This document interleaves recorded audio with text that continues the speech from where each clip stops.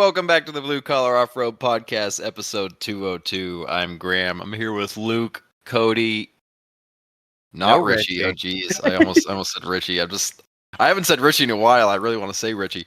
We just miss him, man. We have Marty Emerson on this week, who many New England people may know from a specific event, which we'll bring up in a minute. You are in the middle of Maine, and I don't know much else about you. I've heard the name. I know Luke's talked a little bit before we started about a few things that ring a bell in my mind, but and it sounds like you're pretty well involved with a lot of pretty cool events and just general happenings in off-roading in New England. So I'm curious where we want to start with this one. Well, usually, since, we started the way we always do, which is tell us about yourself, tell us about how you got into off-roading and all that kind of jazz. Yeah, just kind of always into motorsports, did the circle track thing. My family was all into circle track. Did that for a little while. Basically got to the point of bankrupting both of my parents' companies, and then figured that was pretty expensive, and maybe I'd try something a little less expensive. Started working at an off-road shop, and next thing you know, we were putting a solid axle swap underneath a S10 Blazer and tractor tires because I didn't know any better, and that's where we went. Hell yeah. So, now, is this something that you kind of brought on yourself, or was this something like maybe like friends or parents like influenced, or? I guess I can back that up a little bit because I went to a few of my friends were out of Florida that I met up here, and they brought me down to Florida. We went to like a mud bog, had a blast, thought that thing was awesome. Came back and I actually saw a 85 long bed Toyota with a small block in it for sale close to the house. And I was like, yep, need to have that. So that motor I fought with for like a year, and I could not get it to run right. So we just took the Pro Stock motor out of the circle track car, slammed it in that thing, did some mud racing with it, and in the off-road shop, those guys were going trail riding one weekend. They thought mud racing was stupid. Trail riding, I didn't know any different about. And I was like, yeah, let's go trail riding. And pretty much scared the crap out of me the entire weekend because I thought we were going to roll over every time. Like going up rock faces. This is insane. I have no idea what you guys are doing. You all got mental issues. And pretty sure it took me about 2 weeks before I decided I was going to get rid of the mud truck and start building an off-road rig. And like I said, I had the tractor tires left over from the mud truck, so we're going to go ahead and throw those on there. It was just throwing together a bunch of stuff, and it worked really well. The thing actually wheeled incredible for what it was for the first rig. We threw some waggy, like 44044 leaves underneath the front, some like 85 4-inch square body springs that we had kicking around out back underneath the rear of it. Kept the 4.3, went with an SM465. Horrible transmission. I know everybody thinks they're strong and rugged, but horrible transmission for wheeling as far as I'm concerned. And had a 241 and just kept breaking that thing, put 1 tons underneath it right off the bat. So yeah, that was my first ever rig. So when you said you were breaking it, were you breaking the 241 or just breaking axles? And When I first got, that truck really never broke. It was the 4.6 in it. I broke like I said, we put it together on 1 tons right off the bat. So we I think I broke a Dana 60 front axle the first 2 or 3 times out. I don't know why, but they were just breaking. So I guess I was wheeling aggressively already off the bat with it. yeah, you're not known for being gentle on parts. I hear that a lot from a lot of people. I just think I'm doing my thing, but everybody's like, wow, never seen a break quite like that. That's always a good Not sure compliment. that's a good thing or a bad thing, but Yeah. Just means you're really good at fucking shit up, It's just you're testing things to their limits, right? yeah, I got a friend of mine that's like, you would absolutely break the horn off an anvil. Like, I swear to God, you would. My favorite one is you could break a steel ball in a rubber room. No, Yep. that's just you, Luke, with 4 liters and a Cherokee. That's you. I mean, Oh I'm my not God. gonna deny it. I don't know how many 4.3s I had out back. I must have had a pile of 8 of those things in like the 2 years I wheeled that. It was like every other time we went out, it was like, oh, she's knocking and we're smoking. Put it back on the trailer, throw another 4.3 in it, and continue. And I had to have had 8 or 10 of those out back. Like we were changing them. It seemed like monthly. It was a good time. Jeez. I had one where if you really get in a predicament, it would like stall out, and you could actually get it to run backwards for a while. Like you'd step on the gas, and you'd have What? it. Oh, it was crazy. It would legit like you'd have it in first gear. It would buck just right, and you'd step on the gas, and you'd be going backwards. You'd have to shut it off, restart it, and go again. It was great. It's like you put a snowmobile in reverse, it just starts firing backwards. That's insane. I would love 100%. to experience like 4th gear in reverse. That would be fucking wild. Four wait, gears of forward, or 4 gears of reverse. Yeah. That is fucking crazy. It was pretty. It took me a little while to be like, "What is actually happening?" And yeah, it was kind of neat. Anything's possible, I guess. That's wild. Yeah, then we ended up rolling that thing over at Meadowy up to on like Pizza Rock, I think it was over there. I wheeled that a long time, no cage. Like looking back at some of the stuff that we did at like Rush and all those places, out to Roush and all those places with no cage or anything was just like, what was I ever thinking? No idea. So I'm glad it was a pretty easy flop that we finally killed it on, and then built the 6 liter one, which was even funner. Is the 6 liter one the white one? That was the gray one. We actually ended up I sold that off the beginning of this year. Went down to Virginia. The guy turned it into a race truck, and then absolutely killed it by trying to do way too many things more than what it was supposed to do. And then he sold it to somebody else down there, and he's wheeling it and loving the thing now. But that started off as like a 03 2500 with a 6 liter in it, and then we just rebodied it with an S10 Blazer and cut the front off, did all full hydro in it, and did one of those Magnum boxes in the front there, underdrive box, and then 205 and stuff. So that was a little bit better, the more horsepower. Again, we tried doing an SM465, and those LS motors just seem like they're way too, they want to come up on power way quicker than you can shift them. So we went to the Turbo 400 and was way happier after that. Now, Yeah. Sorry, go ahead. Sorry. The SM465 is not known for shifting quick. Oh my God, horrible. It's like you got this and all it is rev limiter and a bunch of grinding and a little bit of rev limiter and more grinding, and then you just have to stop and start all over again. I like my AX15. It's pretty easy to shift and pretty damn tame. I feel the same about the Turbo 400. I've actually never heard of this, the Magnum underdrive box. What is that? Because I've actually never even heard of this. The off-road design makes them. It's what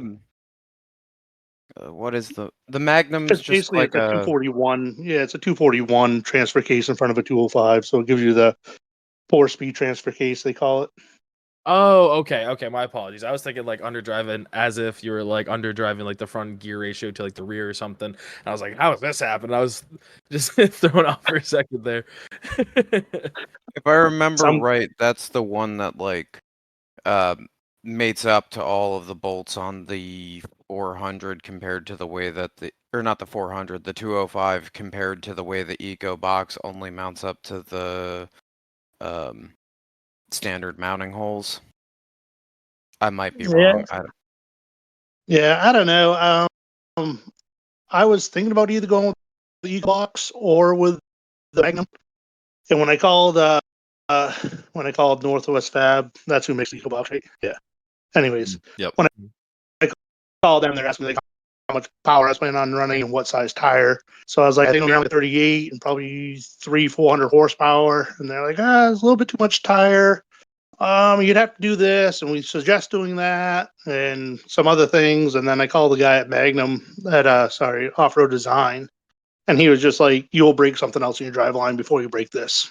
That was all he had to say to me. Ooh. Like, it wasn't, well, I don't really know. When you get too much power, too much tire. He was just like, "I will guarantee you'll break something else in your drive line before you break this." And I was like, "Okay, ship me one of them. That sounds like a challenge."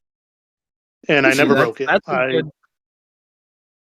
That's a good salesman right there. Somebody who stands behind their shit, you know? It's like you instantly got a sale where the other guy was just pitter and pattering, and then it's nice to see somebody who's actually like, nah, this is some good stuff. You'll like this. And now, And, was he correct? yeah. Though? I wheeled the crap out of that thing, and that thing never missed a beat. Never popped out of gear.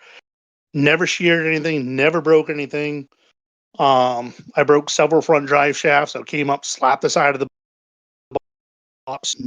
Never really did any harm whatsoever to it. I ran that thing probably 4 or 5 years. Sold it with the truck, and the guy's still running today.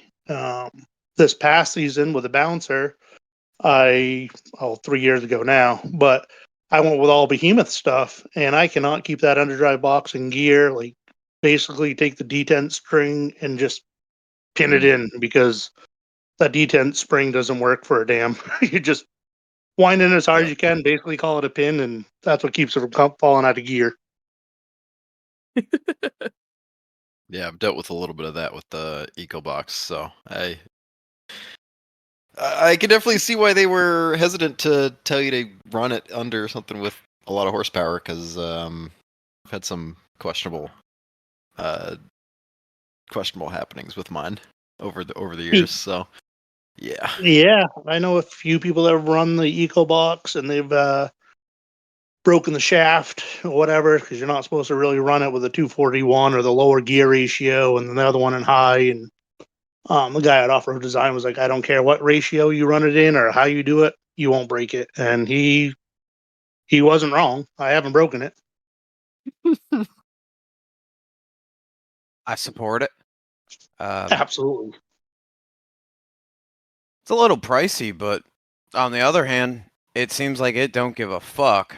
So what does it go for these days? For it. $2K. Yeah, I just looked it up. My buddy put together a rig. It is, but it's absolutely no worry whatsoever. I would absolutely buy one of those over anything else right now and not worry about it one bit. Now, is that the does it come with gears and everything? It's all with it, or do you have to build it? Okay, yeah. I mean, the EcoBox is cheaper because you have to source a case for it, which I mean, in most cases is cheap or free. But you know, you're putting parts in it. If you don't have to put any parts in it, then it's going to be worth more. And it's probably better parts, in all honesty. Yeah, like I said, that thing in an EcoBox, like. Yeah, no, it showed up. I slapped it in, beat the hell out of it, and never looked back. Simple. Can't argue with the logic there. It looks really well built. So on the bouncer, you said you're running Behemoth, same style of setup, basically, just like a EcoBox or a doubler into a 205. Yep. Yeah, they call it their strong box, I guess, is what it's called through Behemoth, and then it's the Behemoth aluminum case, but you got to put all your 205 stuff inside of that. And I was just able. I like that. Doesn't really save you any weight, but you can clock it flat. And I've seen a few people, and by a few people, it's Jason Moon with that crazy buggy he's got out west that's broken in the actual 205 case. And that's pretty crazy. So at least aluminum, you can weld it back together better than cast, I feel. Yeah. Yeah, that is kind of psychotic to blow up a 205. I've seen them where they've cracked from like repeatedly getting fucking railed into rocks, but that also takes a lot of doing. It's not something that you can just like, or I feel like it's not going to just spontaneously explode. That takes years and years of abuse. Or it just takes a pretty crazy rig. He's got a big old blue and white blazer. Like I said, he does that shit out like northern Washington, Seattle area, whatever, where those crazy Canadians come down like the 52-inch tractor tires and do all that, like just Mm. mayhem crap. I don't even know what they call it anymore, but it's like the Havoc races and shit. It's crazy. Mm. So, at what point in time did you start like getting into doing the event planning and all of that other fun stuff? Were you riding around with clubs and nothing was really going on, or just how'd that all come to be? Oh, I don't even really know, truthfully. Like the Blizzard Baja thing, I just follow that Insanity Winter Fab. They do that again out west. I think I looked it up from my house to there. It's like 32 hours. It's a forever ride. Yep. The stuff they do out there is awesome. Just from what I see on the videos. It's fortunate enough to they called it winning a trip for the Corona Breakout through Twin Stick Off Road. And by winning a trip, he said, "Hey, you're invited. Come on out here. I'll pay for all your expenses, except for when you get out here." I was just joking. I can give you a dime. So that was really fun. That's a heck of a Kevin Myers story there. But I met a lot of guys from out west, and they've all been there. They talked about it, said how great it was, got me into looking it up some more. Um, I want to do something around here. I like doing the winter events just because it's a slower time of the year. And you get a bunch of stuff going on. You get 1,000 things planned out, and it's usually a lower key event. I've had my time. Like I really don't care for all the party events and going to the big events and everybody's partying. You get a bunch of drunks that are out around your camper, and who knows who's stealing what throughout the night. And wake up in the morning and you're missing 2 tires in a cooler. So kind of over that stage. And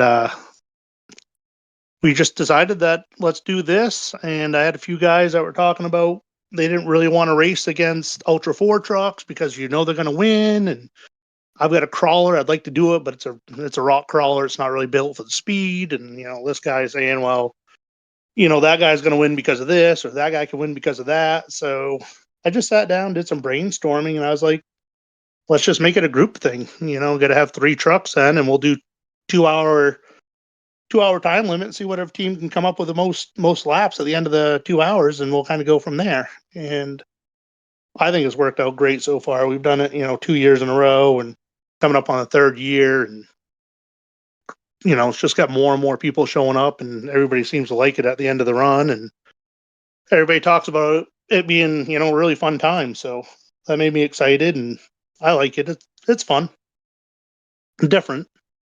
Makes Yeah. sense. Now, go ahead. Oh, sorry. No, No, I you're good. keep running you over. Your turn. I was just curious now with like hosting these events, was it like super structured from the beginning in the idea of like, insurance and all that kind of crap, or did you just kind of wing it on that end and then maybe worked into that, or how did that kind of go?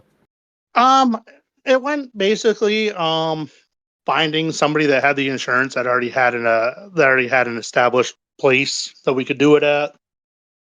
Passed the idea on to them, seeing where they fell, kind of seeing what their insurance was going to allow, wasn't going to allow. Mountain Mud Run, the Lesters, you can't ask for better people to deal with. They're on board with it. They've done, plenty of mud runs there. They had the rock bouncers from down south come up. They've tried making a go at it with that. They open up their property, to wheel throughout the weekends, and all kinds of things. So they've tried to make it a go in pretty much every situation. They haven't had as good a turnout as I think they should have. I mean, as far as I'm concerned, they have around. Just some reason they always lack people showing up to it, which really they saw some potential. They said, basically, go ahead and go at it and see what comes up. So I brainstormed it with 2 of my really close friends that I know I can trust, and to be there to help back me up and tell me this is a stupid idea. Don't even try it. Why would you want to do this? Or yeah, let's go ahead and see where it lands. And Trevor at 3/4 Customs, he ratchet racing, whatever you want to call him there. He does a bunch of stuff. He's got a little turbo tracker, does a bunch of wheeling and things. He was on board, helped me out a ton with it. I got Colin. He does a lot of my, taking pictures and just doing the media thing out there, doing a good job with that. And yeah, it wasn't super structured. It was just, what can we do to make this fun and a good time, and throw a handful of rules at it. And it's just grown. I've been super happy about it. So that's pretty cool that that they were excited to kind of go along with something that like your brainchild, right? Like that's cool that they stood behind it and then made it possible to now turn it into what it is. That's sick. Yeah, it was so very exciting. And like I said, they were just like, hey, let's try it. We've tried other things, like I said, they had the We Rock people are up there and did an event or two or whatnot, and they're basically looking at kind of thinking about making it more into like a concert venue now. And I'd hate to see a beautiful piece of property like that. I mean, it's awesome wheeling up there. Go to the wayside and kind of focus more on just doing concerts or whatnot. So I'm trying to keep it alive and well, trying to keep it wheelable and still on the map for people to go wheel it.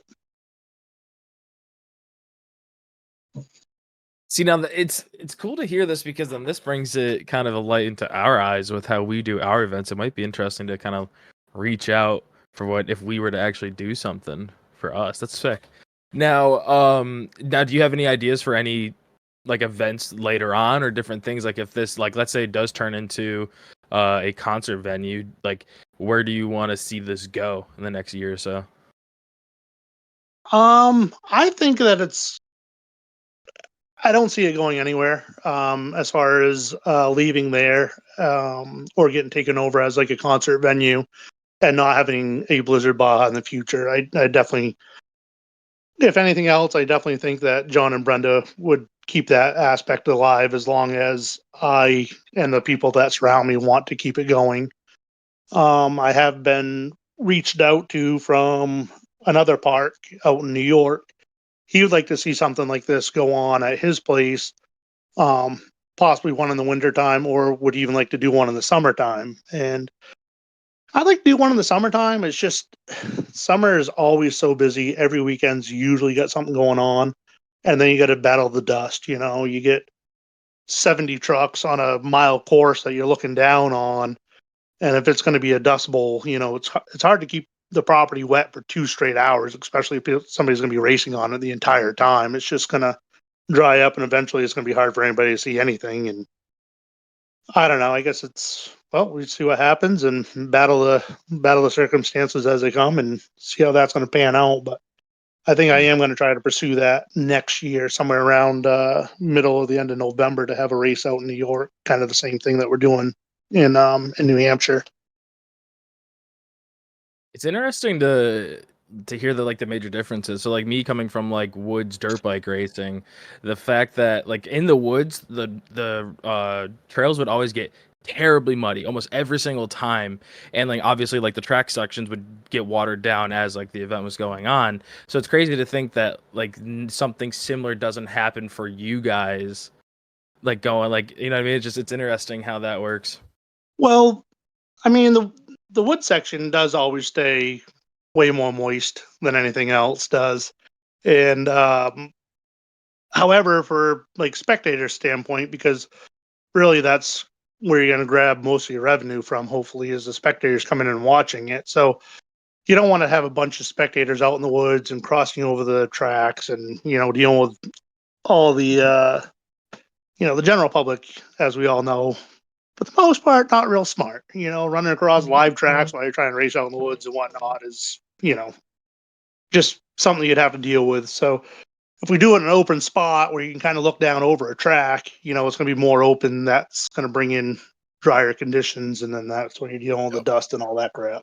That reminds me of an Instagram reel that I recently just saw, and these two girls ran across the track in front of a jump. Like actually, pardon me, it was just after the lip of a jump, and the guy on the dirt bike, literally, I'm not even kidding you, gave her a haircut. It was so close to the top of her head. It just made me think of that from what you were talking about, because it is true. Some people just don't fucking understand, and if it's not a good designated track with like fencing, sometimes you just can't help those stupid people who gonna win Darwin Awards if they run across track at the wrong time. Oh, a few times we go up to, they have the rally racing up here in northern Maine, out through Rangeley and whatnot. And I've gone to a few of those, and it's just, you see the car that comes down through that says, like, yeah, clear the track. And then next, 4 or 5 people start running back and forth, oh, their buddies on the other side of the track. And you're just like, what are you guys doing? Like, seriously, like, where is your brain right now? Especially for rally too. Like those guys are fucking moving, and Oh, they don't yeah, give they a are. shit. Like you will get flattened so fast. But I mean, again, I guess it's just survival of the fittest at that point. If you're that dumb to cross track, like you're gonna catch a bumper or then a windshield to the head. I don't care how fit you are. You're not going to be fitter than a rally car. It's gonna. You're going to fit under a rally car. That's how fit you're going to be. Or over top, one of the two, depending how low it is. Yes, absolutely. You are not going to put me under a rally car. That's for damn sure. It's just, oh man, it is surprising to see how dumb people are. Or like you'll see when people try to cross a highway. Like how the fuck do you think you're out running a car doing 80 that's coming at you? It always surprises me. Yeah, it's never a fun time. On the note of rally though, supposedly they're bringing that back to Chattanooga this year. I am so fucking excited for that. That's one event that I want to go just watch, and I'm jealous that you got that up in Maine. It's insane just watching those guys. Like you're saying, they just haul ass and just through the air, around the corners. Just, I don't know. I'm one of those people, like, I love the adrenaline. I love going fast. And I absolutely hate driving faster than being like, if something jumps out right now, I need to stop because I don't want to hurt somebody or something, or even myself. So I always drive with that little bit of a boundary in my head. And those guys have got to just have no fucks given.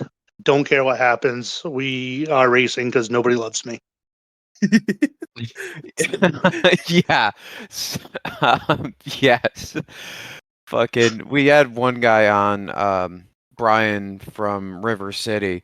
Those dudes fucking haul ass. They're doing like 75, 80 and faster in some of the stretches there, and it's just like, holy fuck, on gravel. Then again, though, think about it this way. Like, I bet that they look at bouncers and think that that's fucking insane, or like watching some people out west hanging off a cliff. And it's just a matter of they just probably recognize and can trust their equipment. Where like I've never driven like a competition spec rally car, right? So maybe if I, took the time to keep stretching the boundaries over and over and over again, you learn all that, and then you can learn to trust it so it's not as scary. I mean, granted, that's just a guess. I don't know exactly, but I can imagine that all of us would then take the same realistics that we use every time we go rock crawling or doing dumb shit. Like you just turn that into go fast and hope a tree, is squishy that day when you hit it. Right. Now, my buddy races motocross, and he's just like, back when I was circle track racing, I was just like, I don't know how you guys do it. That's crazy. You're out there with, 20 other cars, and I'm just like, you got nothing around you. What are you calling me crazy for? You got 40 other bikes out there. You got no roll cage. Like, you're the one with mental disabilities, not me. I mean, hey, getting run over by a dirt bike ain't too bad, actually. If we're being honest here, it's when you can't get away from them. That's why I don't ride four wheelers, is because every time you fall, you get fucking run over by it. And at least with a dirt bike, you can jump away from it. Or usually when you fall, you're getting bounced away from it. But I've never been hit by anything inside of a race car yet, so I still, even taking a hit from a motorcycle is better than not being hit at all inside a race car. Yeah, you get a little jostled a little bit, but I've never actually been hit by, a 200-pound dirt bike, 400-pound dirt bike, whatever they are now. Yeah, it could be worse. But yeah, you raise a good point. I guess that, when you're in this metal, cage, right? It does tend to be a little bit difficult to get hit by different things. That's kind of where you go. I mean, you test out your cage. Like, the first roll is always the hardest one, right? Like, because you don't want to roll it, you don't want to roll it. Then after you roll it, you're like, oh, this thing took it like a champ. Like, don't care anymore. My belts are tight. Who gives a shit what happens now? Like, we'll put it back on the tires. We'll refire. It's fine. Yep. It's the first one you're tucking your head between the knees while also holding on to the fucking the harness and hoping. That's been the experience with Graham. It's become just a tradition at this point for him to put it on its side. Yeah, that's easy. After the first one, it's easy. Yep. And No, I think it's hard. Sorry. it's annoying because it opens up like you know what that limit is. Like even if you're not 100% sure, you start dialing that in and you know where you're allowed to go and at what point it's gonna not be good. So you just push that line. You just keep pushing it more and more, and then it just happens more often. I think you just don't care because you know you're safe anyways. Like, oh, well, that too. I mean, there's certain drops where you're looking, you're like, you probably don't want to do that, but yeah. I took a small nap at Good Evening Ranch doing a bounty hill there. It was just odd that I woke up and like the truck was still running. Like, shut that off. That's weird. The guy's like, did you just knock yourself out? And I was like, I don't think so. And he's like, I think you did. And I was like, yeah. The second bounce, I got real quiet for a little while, so maybe. What bounty hill at Good Evening Ranch?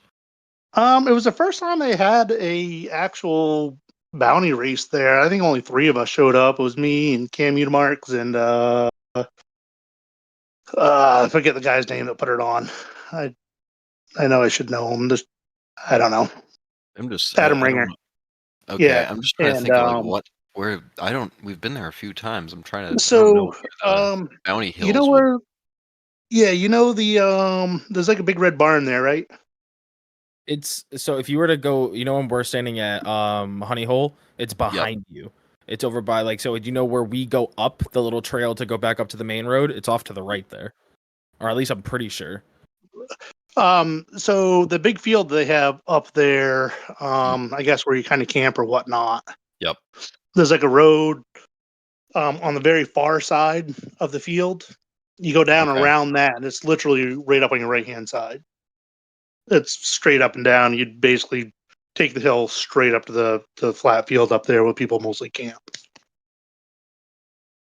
Gotcha. Oh, so then it's on the further side. So this is behind like where they have like the plug-in RV camper areas, like that whole field behind the. Yeah. Okay. Oh, I don't know if I've seen any like those ledges. I mean, we passed them for sure. So I was told that so there was another bounty hill that we started a little bit further down on the left-hand side from where this one was. I'd made it the furthest up that one, but a broken axle shaft in the process of doing that. So I brought it up to fix the axle shaft to the next one. And I was told that Adam Ringer one-shotted it. So now you got to one-shot it in order to beat him.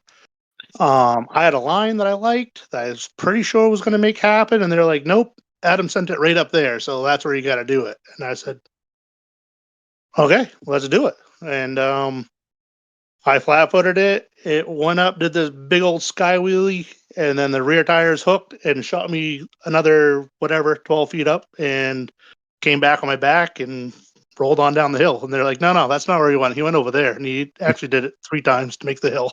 Like, wow. Jesus. Okay, cool. Thanks, guys. Appreciate that. But it was a good show. Damn. They're just being asses. Jeez. Yeah. They're like, no, that's not at all where he went. They just wanted to see if you do it. Guilty.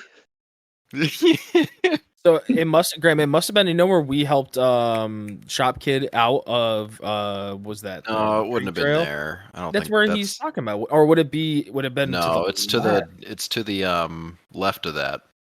Oh, okay. So yeah, we would have never passed it then. Yeah, I think you're right. Well, I mean, we may have passed it in the I don't know.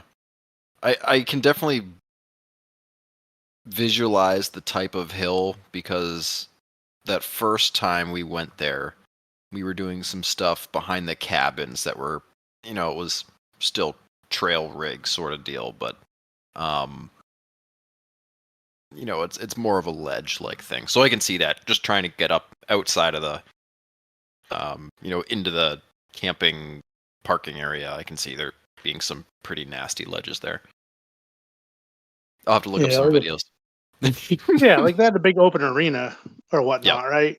And you just kept driving like through that arena all the way to the very back corner of the lawn area. Went down, like I said, the little access road, and it was like literally right there off the right hand side. Goes straight up back onto the field.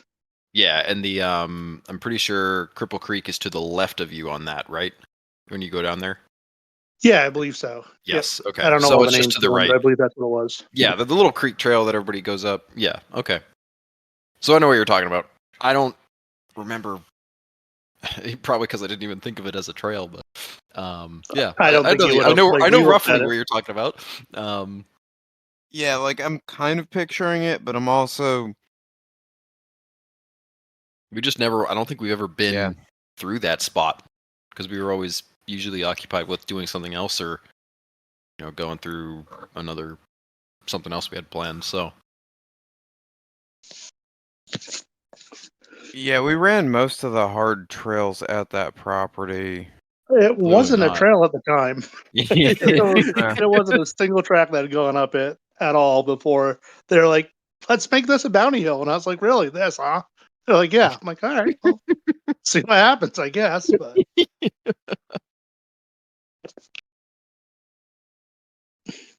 I know that Tony was up there for the latest one and he said it was a good time. I'm just curious how Cam did with that because that thing was fucking wild. Cam hooked they called him making the hill. Loved Cam to death. He did not drive out the top, but he hooked the front tires over the top of it. So they called him making the hill. And I think if it's bounty hill, you got to drive out of it. But I ain't gonna take nothing away from my boy either, you know. Mm-hmm. Semantics. That's right. Yeah, I love wheeling with Cam. It's always a good time, especially going up to his property. He has got a great piece of property right up there at his house. A lot of fun things to do up there. It's always fun. So I cannot wait to see what he's got for a new build coming along either. So A new build? Jeez, I feel like that guy comes out with a new build every other year. He's like Zach Capalto now. right now his old 252 rig that's been around forever. Yeah, I was gonna say, hasn't that thing been around like 10 years? Yeah, I think he's just done bending that thing into a pretzel, and the motor was coming out of it last weekend from his Facebook post, and rumor has it new chassis coming around for it, so that will be a good time. Sweet. I've been trying to talk him into getting some tractor tires and going Premier Mega Truck racing with me, but I don't know, he hasn't quite fallen for that yet, but we're gonna try. So is that something else that you do with your current rig? Yeah. I'm a 2-time champion with the old Premier Mega Truck series that we raced down south with that, and it was just shortly after the whole COVID thing, and nobody was really wheeling around here, and I got talked into going down to Georgia to try a I don't know, they're doing like a point series, or not a point series, but a points race down there. But they had like tug of war, fast track, a freestyle, a bog, and you kind of got points on doing all of it. And I'm just, I don't know, I'm an all around kind of guy. Like I like doing everything with a truck. That's what I built it for. That's what I want to do with it. Just seat time and don't care, And I really didn't think that I was going to have anything for them. And we went down there, and I finished on the podium in 3 out of the 5 races, I think it was. And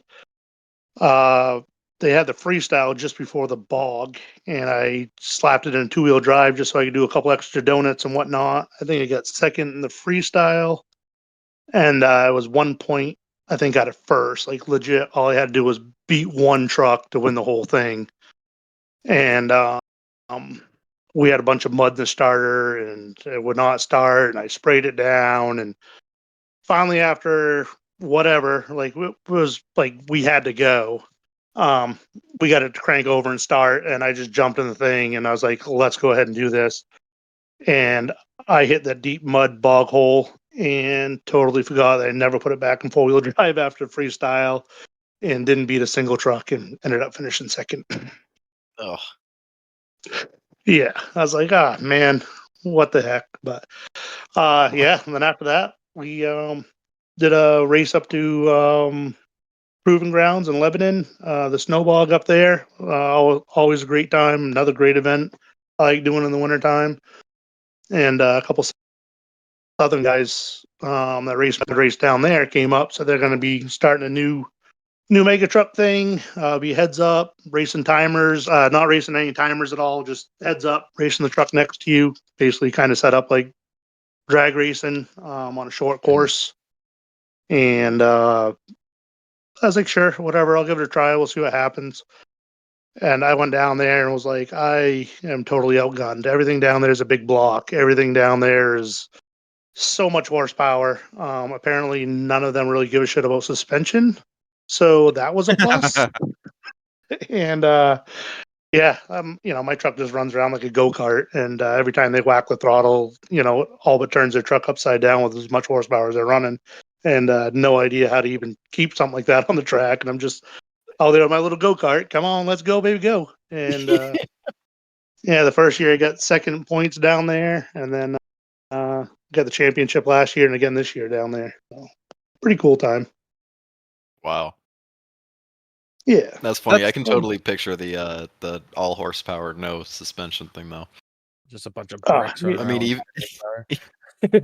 I mean, even to an extent with just the regular trail riding guys. So like it's we've all got Oh, 6.0s or some crazy motor, and it's like mostly stock Cherokee suspension. Just like, what are you doing? Or it falls out halfway through. Prater Brothers. It's like it's fun as hell to watch though. It's just yeah, that's funny.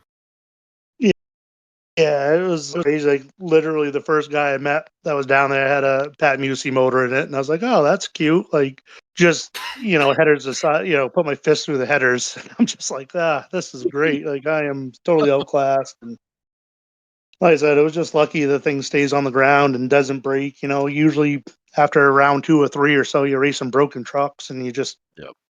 I'm right at that cusp. I think I've got just enough horsepower to get the job done, and not quite enough horsepower to break every part that I've got, from launching it and going from there. So Yep. it's held together How much really, really well. how much horsepower do you think it's pushing? 402 to the tires. Like, that is it. It's not, and it's to the tires, so it's not That's a at the lot to crank. the tires. Yeah, it's a fair amount. I think But that's reasonable. I don't think I'd need any more. That sounds about right. yeah, it's spicy I when you got want it about to be 10 to spicy. my tires, so Yeah, I was gonna say, what's a stock Cherokee? It's like 75 to the tires on almost stock size tires. Or not stock size tires. What was it that Power Trend or they tested it and it was ridiculously low. You Anyways, also have to account for like all the extra driveline drag oh that yeah, the 4.0 doesn't normally have to go through in a stock application. So yeah, it's very low. It's very low. But I think yeah, 100 horsepower to the tires would be a fucking improvement.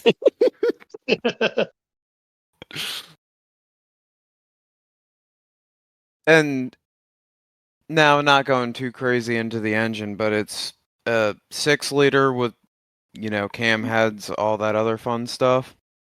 Yeah, it's a 6.2, so it's an LS3, aluminum block. Just okay. I bought one that was supposed to be this, that, whatever. Faults. I got snowballed on it pretty hard. I don't really think the guy that sold it to me really knew how molested the motor was. But I spent a lot of money to try to make it right, and it never became right. Mm-hmm. And we just ended up going through Schaffenhof racing engines. I don't know, was just whatever, doom scrolling one night trying to find a reasonable short block, and they actually had a really reasonable short block, LS3 short block, whatever. It was like I don't even remember right now. I want to say it was like $5,500 or whatever. Mhm. Brand new block, brand new everything. The heads that I had need to be rebuilt. A machine shop around here said it was like $2,200 to go through the heads. Buy a brand new set of AFR heads for it for I think it was like $2,600 at the time. So I was just like, just do that and be done and over with. I've spent over $8,000 trying to make a motor right. Let's just buy one for that and be done with it. And again, I'm 3 years deep with it. Been absolutely flawless for me. I think I broke one rocker stud in it.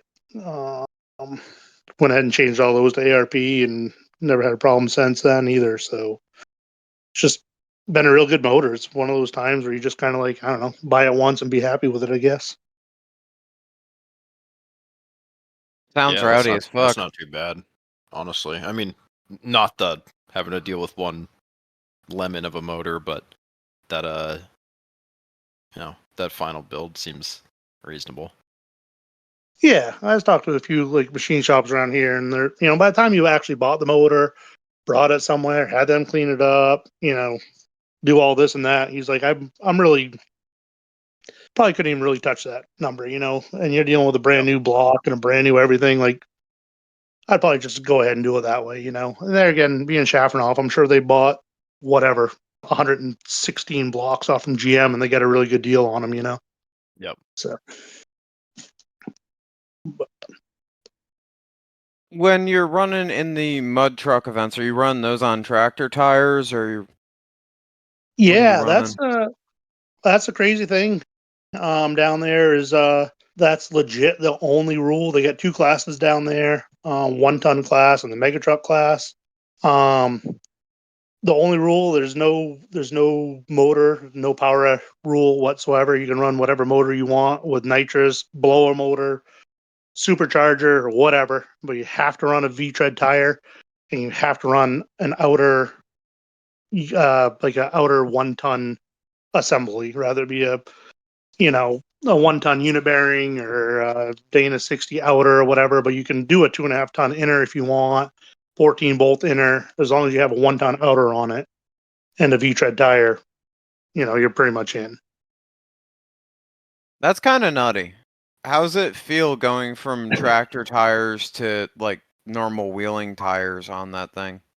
So I'm one of those guys where if this is what I want, somebody somehow, somewhere makes it. Like I know they do. And it's just trying to find that exact what you want.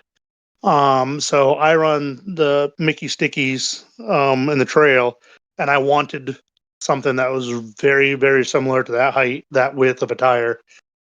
And, and it took me forever and ever and ever to try. I probably looked for 3 months of just every free chance I had, like find me a tire. And I think his name's like Jake Brazier, another crazy Canadian. He's got this Toyota that I know you guys have seen the video that goes through like the pile of logs in the mud, and the thing is jumping like 6 feet in the air, and he makes it from one end to the other and constantly just hopping through this thing. Um, I'll have to share it with you, but it's a crazy video. No idea how he makes it through the mud pit going over the logs and doesn't break absolutely every bone in his body or piece on his truck, but he does that. And those tires looked very similar to what I wanted. And I went through the video, found out who had the truck, messaged him. He sent me all the dimensions of what it was, and it's pretty much the same exact tire that I run, as size wise to the Mickeys. And they do not trail nearly as good as Mickeys do, though. I'll tell you that. I would expect that. We went one of our races this year was at Rush, Kentucky, and I unloaded it out of the trailer, and literally right behind me was a trail, and I was like, "Oh, that looks awesome!" And I couldn't not hit it. And I had the tractor tires on it, and I thought I was going to do a hill kill, and just 3/4 of the way up, it just laterally slid in between two trees, and that's where I was stuck at. Like Austin Powers, couldn't move it at all. Just it plunked right there. And I was like, oh, this is cute. And nobody could figure out how I got up there or how we're really going to get us out of there. And we ended up, one of the other guys I raced with, he had a Cherokee he brought to go wheeling with there and found another trail to get around and winched me out from between the two trees. And we decided we'd stop wheeling that until race week was over. Now, are the being tractor tires? They have to be hard as shit too. Not Right? really. No, because No. you cut them. No, you. I mean, mine are.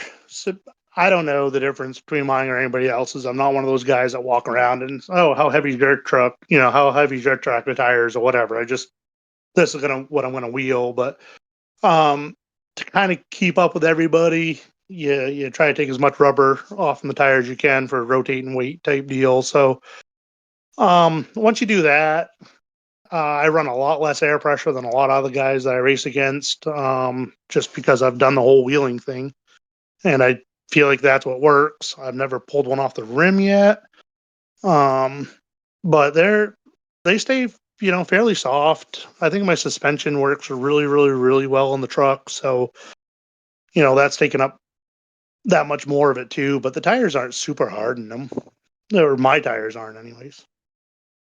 Makes sense.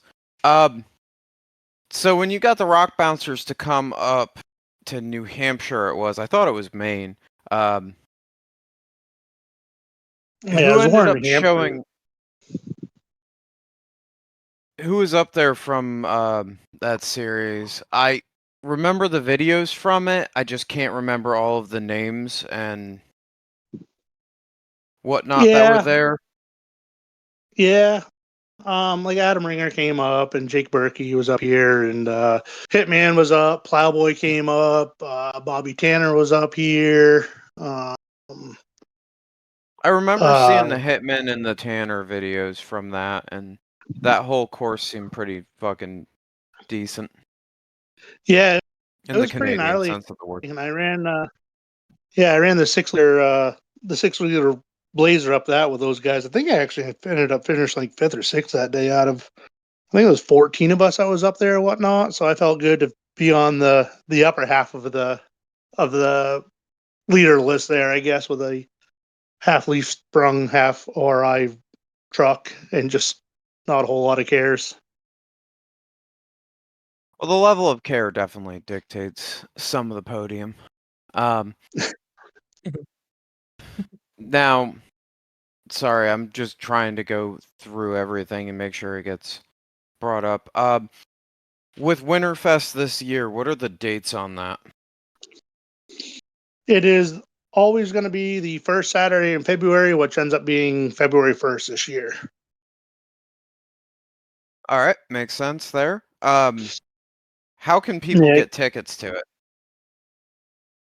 I would have to check that out. You can always find us on Blizzard Baja on Facebook, or you can go to the website at mountainmudrun.com there. We're going to be probably, I think we're planning on, usually it's like Thanksgiving weekend that we start really pushing selling the tickets and doing all that stuff online. So that'll all be coming along here pretty soon. Sweet. You'll have to send some of that over. We'll share that for you. When you're setting that up, also, how much with or how do you go about setting up an entertaining short course with that and keeping the crowd out of that? So with the Blizzard Baja, it's not necessarily really a short course, I guess you'd call it. And kind of the worst part is for the spectator point of view is the spectators can really only see like a quarter of the track. I don't know if any of you guys have been to Mount Mud Run or whatnot, but they have a section where they used to do all the mud runs. They got a little bit of a hill climb. Keep the spectators kind of on that side there. They can kind of see the trucks when they come around that area. But the far side of the property has got a bunch of trails. The course, I think, in total is like a mile and a half long. And we just make basically an inside perimeter that you cannot break the inside perimeter. I don't care how far out wide you go. I don't really care where you go on the trails. Just you can't go any shorter than what I've set up for you guys. So with that many trucks, you might have somebody stuck in a trail, but you can go to a wider trail and get out around them. Sometimes going to the wider trail and getting out around that is actually going to be your faster way to go. Um, it's also, once we set up the course, we definitely urge people that are interested in going to it to actually go out to Mountain Mud Run and learn the trails. Like, go out there, check the place out, do a little bit of wheeling out there, kind of see where the course is. Because once the snow falls, we don't let anybody else drive out there. Check the course. They don't do anything. We walk around the course the day before, make sure all the flags are up, make sure all the ribbons in place, make sure the arrows are where they need to be, and we set them up. I think we've always done it 3 wide, and in rows. This year we're going to set them up 4 wide in rows. If we can fit 5, great. But it's just set of 4 is going to go and find basically find the arrows, find your way through, and go that way. So it's kind of neat. It's a different take.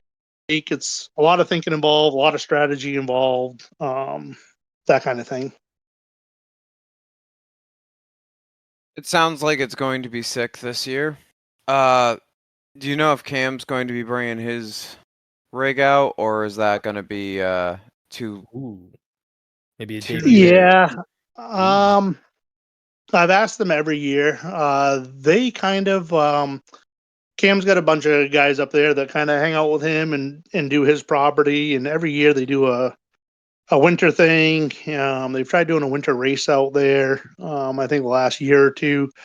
I've tried to get them to put a team together and come down and race, but none of them really like the idea of doing a team thing. They kind of want to just race for themselves, which I get it. However, you can race one-on-one with anybody pretty much at any other racetrack you ever want to go to or any other race you want to go to. But the team thing's a little different. Now you're picking 3 good trucks that can kind of go 2 hours or whatnot, or something like that. It's just a little added fun.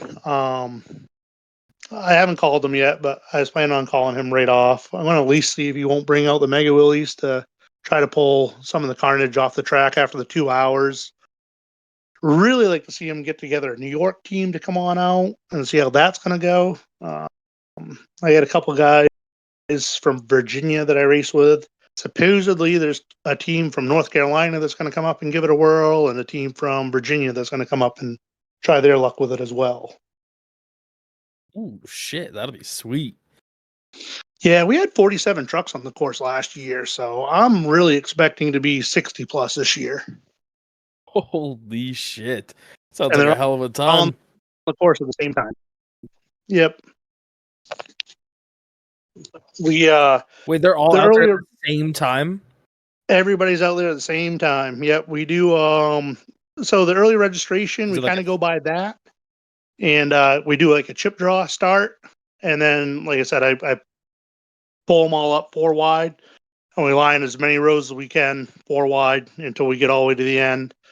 I let 4 go. I wait roughly the 5 to 10 seconds. Let another 4 go, and just keep going until everybody's on the track, and then we stand back and watch them go for 2 hours and see what happens after the end of that.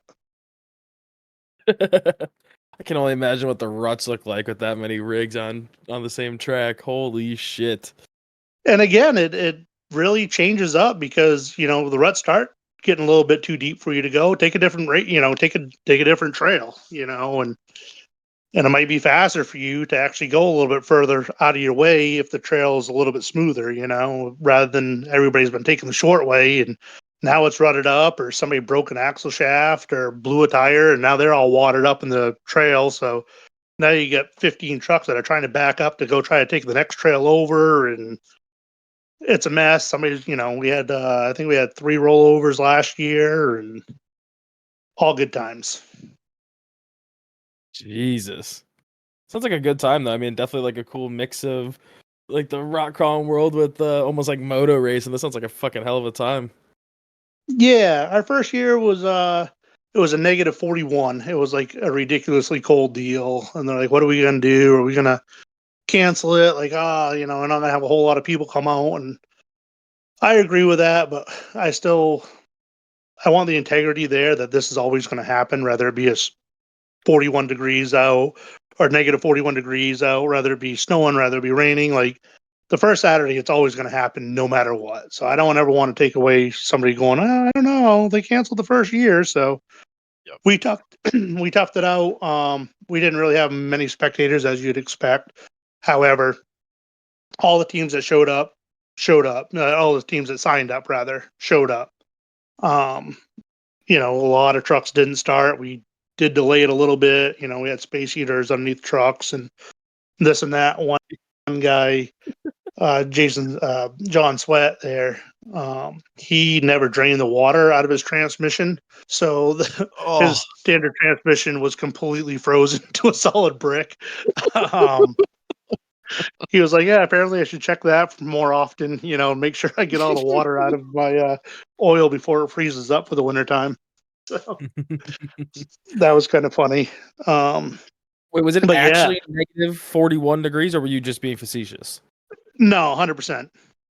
Negative Holy 41. This was last year, right? No, it was the year before that. I know it was pretty cool. I remember saw something, maybe it wasn't this past year, but it was pretty dang cold one of the times it was running. But yeah, the DEF in my negative 41. The DEF in my truck actually froze up in my tow truck and snapped the DEF pump. So. Holy shit! Yeah, at negative 41, weird shit starts happening. That's for sure. So, I thought my truck had a block heater in it. It was new to me. I hadn't really checked it out. Whatever. So I Googled real quick, like, where's the block heater on this damn 21 Ram? And it's like, yeah, it's in behind the license plate, whatever. So I didn't bring an extension cord with me, and we're at the hotel. So I went down on the DG, got me a DG extension cord, not the greatest. However, I needed something right.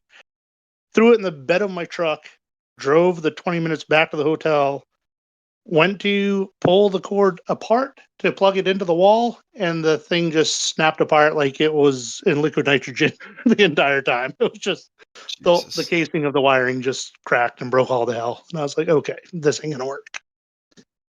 So it was cold and not fun. No, there's nothing fun about negative 40. Yeah. Negative 20. Even negative 20 is nothing fun about that.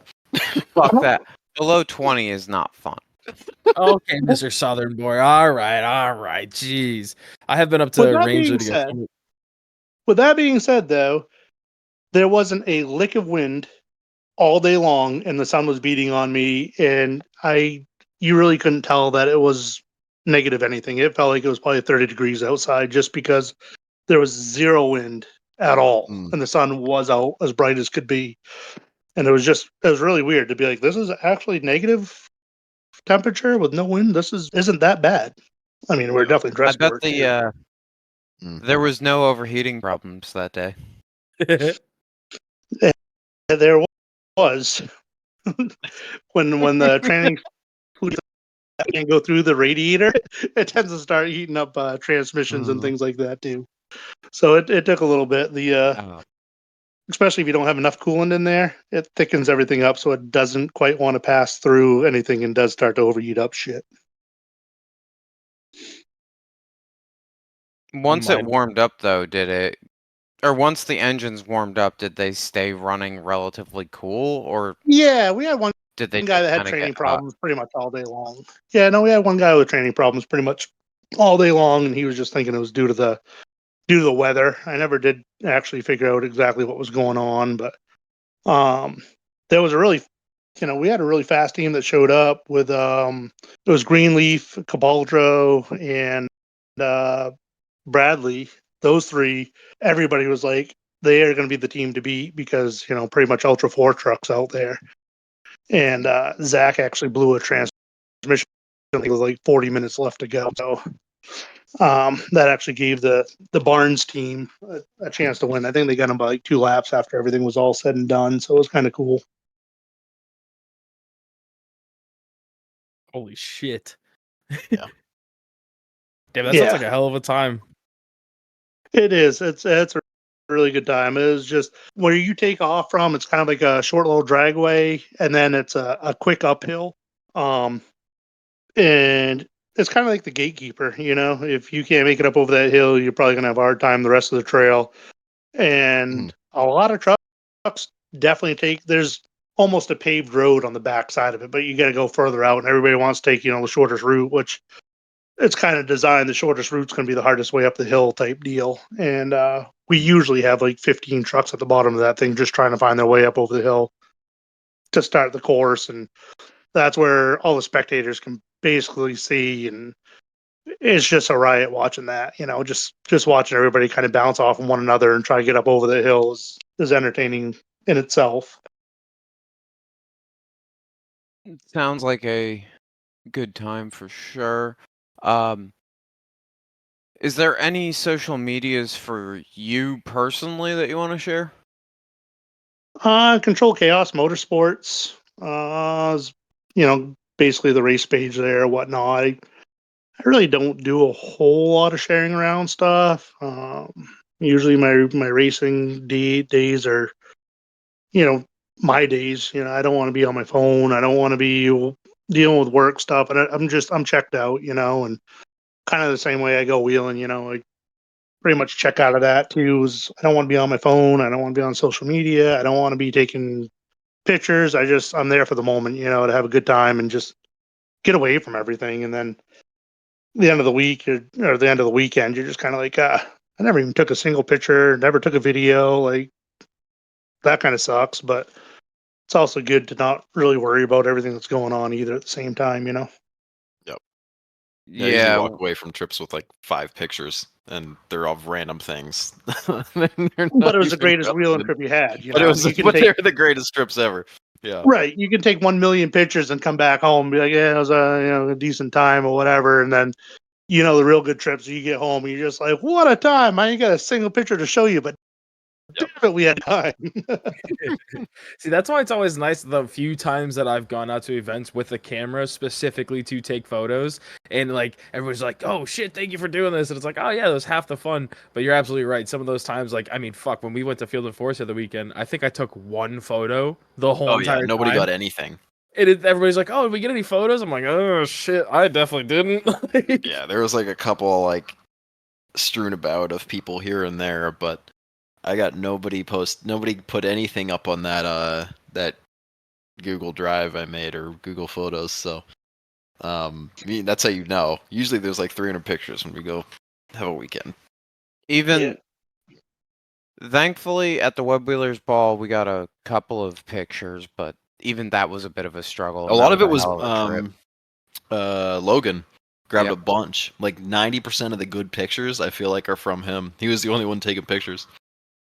Yeah, and Sam was definitely helping with that. Yep. Oh yeah, actually you're right, because it was mostly passenger seat pictures from yeah, his it was rig. not driver's seat pictures. Yeah. Somebody's got to do it. Yeah, usually my wife's pretty good at doing that, but I haven't had a passenger seat in the bouncer in probably 2 years now. So that's going to change this year. I want to put the sound bar back in it, put the cup holders back in it, second seat back in it, and winch back on the front and start doing a little bit more wheeling this year. Stepping away from the racing a little bit. Still going to do a couple more of the local events here. Dennis Anderson's track, we race that down there and down in North Carolina. That's always a good time. It's right around April vacation, so my daughter's on April vacation. It just works out really well just to get away, do a little race, and then come on home. So, and Dennis Anderson's such a down to earth dude. It's really cool. All those guys down there just hanging out, doing the.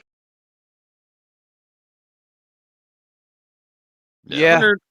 I wonder which one of you is going to get into racing first. I feel like at some point the progression's going to happen. And I'm curious on who it's going to be between Graham and Luke. I want to, but it's too much money for me to be willing to do with my other hobbies.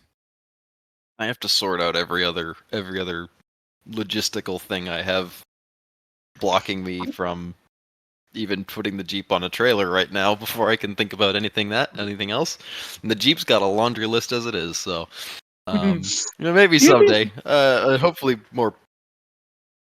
You'd be really surprised, like doing the short course, obstacle course racing like they do at the mud runs. You think, oh my god, mud run. It's nothing but mud. But like the obstacle courses usually have really no mud, and if they do, it's usually a small hole. It's a couple jumps.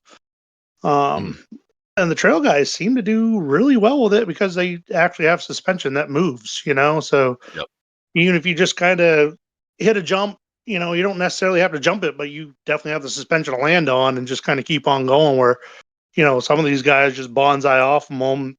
They jump the truck and it bounces 16 to 18 times before it gets to the corner, and they've overshot it by 14 truck lengths because it looks like a damn beach ball, getting to the corner. So no, I think it'd be super fun to just like start putting the rig in events like that and see how it does and how I do as a driver. I think that'd be fun. I mean, we watched a bunch of guys, and one of our buddies, Colin, whose Jeep is just a trail rig. We were at 508 on like the dirt bike course. They were hitting the jumps, and that was insane. It was so much fun to watch. I think I towed him because my Jeep was, I was working on it or I was doing something, so I dragged him, and I was upset that I couldn't have brought mine because it just looked like so much fun. So yeah, I mean, I think I definitely think it's something that I would like to do at some point. Just like probably not Proving happening. Ground. Yeah, Proving Grounds Lebanon. They put up a rock course now. So they got a pretty decent rock course. Paul Barnes and the Barnes boys, they go over there and race the obstacle course, and they do the rock crawl. And Trevor Medeiros, he's over there doing the obstacle course and doing the rock crawl and things like that. He's the one that helps me out the most with the everything on the buggy, everything in life. Really, let's be honest. And doing the Blizzard Baja thing. So it's a good time. Yeah. You guys definitely should take the time to just check it out and see where you guys fall with it. If you don't like it, you're not really out anything. I would love to see Graham's Jeep fly. That would be the greatest thing ever. So if we can make that happen, and honestly, are they allowed passengers or no? I am not really positive. I did not believe you're allowed passengers doing the obstacle course. I think you can going through the mud run, which, who cares? You're doing that at 23 mile an hour, maybe anyway. No. I was saying in the racing program that you host. Oh yes, the one that we do.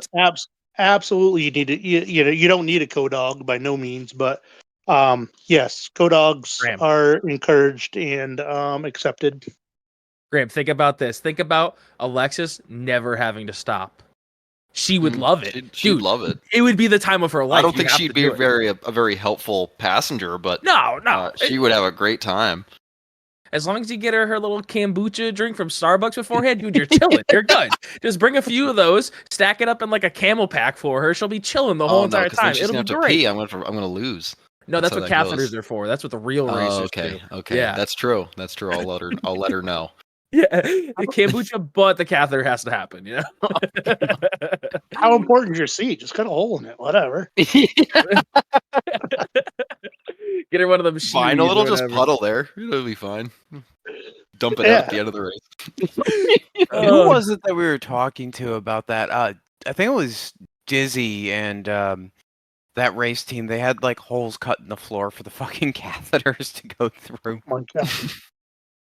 Oh yeah, no, I mean, piss yourself. That's what moto guys do. No, genuinely, that's literally what. Like, if you do a wicked long enduro, like you just pee yourself. Like that is part of it. Yeah, ain't nobody pulling over on trail. Fuck that. Yeah.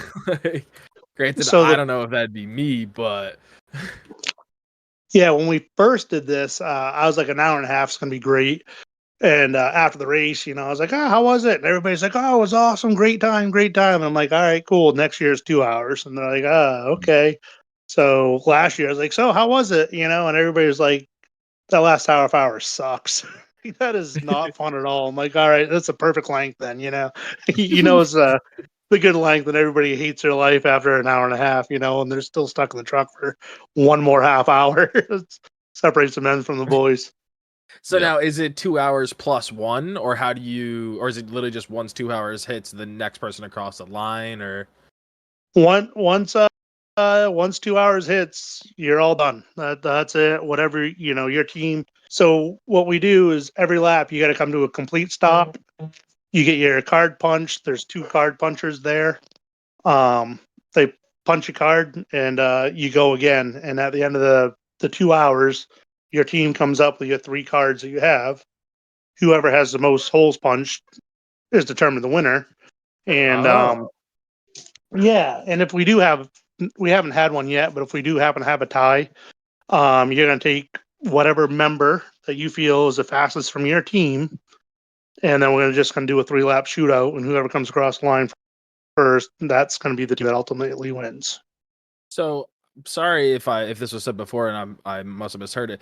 How long is one lap for this event? It's like a mile to a mile and a half. So I'm just trying to think of breaking up the time frame of 60 rigs on a 1.5 mile loop.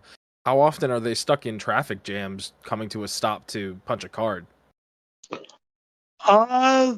That's where we're trying to kind of get away from a little bit on punching the card thing. It does stack up a little bit. We do have, it's the timing loop. If we were to buy a time loop, it's like 25 grand. So we can't really figure out a way to kind of, yeah, exactly. We'd love to run transponders. Wait, so like I was gonna say, so like the transponders that we used in Netra, you're telling me that the hosters had to purchase something? I mean, I guess it makes sense. I never really thought about it till now. Holy fuck, they're that expensive? Yeah, it's once we by the time I don't know, I called whatever it was, one of the places, and it was like be roughly almost 20 grand to set up the timing loop, and then you got another 5 grand plus of transponders and buying all that shit. I mean, it wouldn't. So hear me out. I know this sounds crazy, and Graham might have to hop in here. Graham, have you ever dealt with, again, and I'm not putting Graham onto this, I'm just curious for the sake of it. Have you ever setting up RFID cards, Graham? Mm-hmm. So in a system, couldn't they do it where like you have a laptop that has whatever, like everybody has their own ID with the FID or RFID reader. Everybody gets a card. It wouldn't be hard to set up like the new scanner for it, right? And then just have that part's necessarily the difficult component. I think it's the how do you get it while it's moving however fast. You tell them to stop, and then you just scan it. The person who sees the readout says good, and then that turns from a 1 second, or I mean, how long would you say average? I mean, punch a card. If you're trying to get a whole system that you don't have to think about and you know is going to work, I could see that being 25 grand. Yeah, but if you're just trying to piecemeal something together with an RFID card, and you could probably just use a key fob system for that. And yeah, that's what I was thinking. That's what I was thinking, because even the transponders, dude, we had so many issues back in the day with them. Granted, when I was racing, it was like the long tube style ones. I don't know if you ever like it was like they were terrible. You had to put them on like a chest protector or on like the tail of the bike because they were so long. And nowadays, it's like it's an actual sticker that like goes onto the side of your helmet, and it's good to go. Like as you run through the thing, it checks it. And I could definitely see one of those being costly. And like sometimes with the long tube ones, you'd have to like wipe them off because they were fucky. So I was just curious if like that would even be a thing where you could probably do that for pretty damn cheap, and it would save a decent bit of time with the whole stop and go system. Yeah, I mean we're definitely open to ideas. I mean I know I don't have the answer to everything, that's for darn sure. But I was thinking of transponders, circle track. So when I went ahead with that, I called the local track up here, West Cassett Speedway. She gave me the people to call at where they get theirs from. I think it was out of Georgia or something like that. And the guy's like, yeah, we can piece that together or whatever. Like I said, it was like 20 grand plus or minus, a couple of thousand or whatever. And then, like I said, it was like another 5,000 to get, 50 transponders or 60 transponders, He did tell me that there are some places out there that will travel up to you and will set up this and we'll set up that, and you can kind of rent it for the day and whatever. I just figure it's Warren, New Hampshire. I'm sure nobody by here is close. We don't make a ton of money off from this. The payouts are pretty decent with it. And we're just really not really in a position to be like, it's going to cost, somebody come up here and set one up $3 grand, $4 grand, like a hell of a lot cheaper than 25 grand. However, still not going to want to throw another $2,000, $3,000, $4,000 away to be like, okay, you guys now have a transponder system to drive through versus, sorry, you got to stop and we got to punch, kind of go from there. Mhm.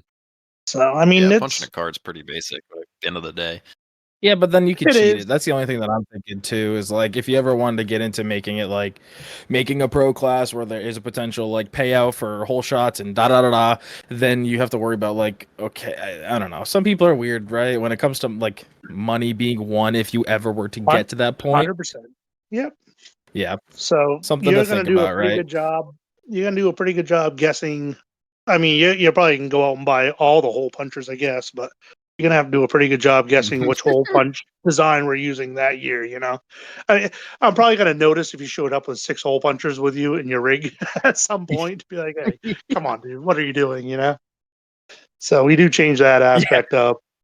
Again, I am a racer. I have kind of thought about, okay, how do you play or whatnot? So, kind of the easiest way I can kind of come up with right now for trying to keep it somewhat fair. If you really want to cheat it, I get it. You are racing for a very little bit of money and, get your ego stroked a little bit, if you're going to win. But if that's how far you got to go to win a race, then geez, by all means, here, take the damn trophy. I care. Yeah, that's just not ideal.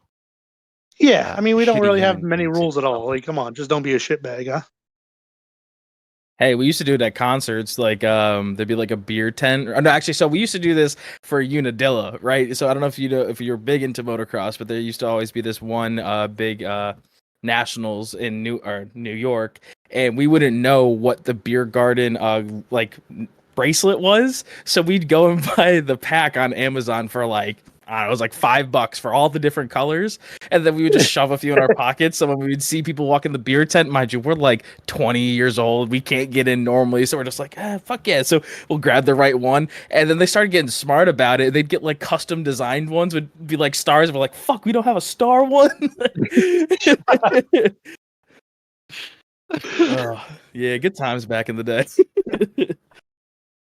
Yeah.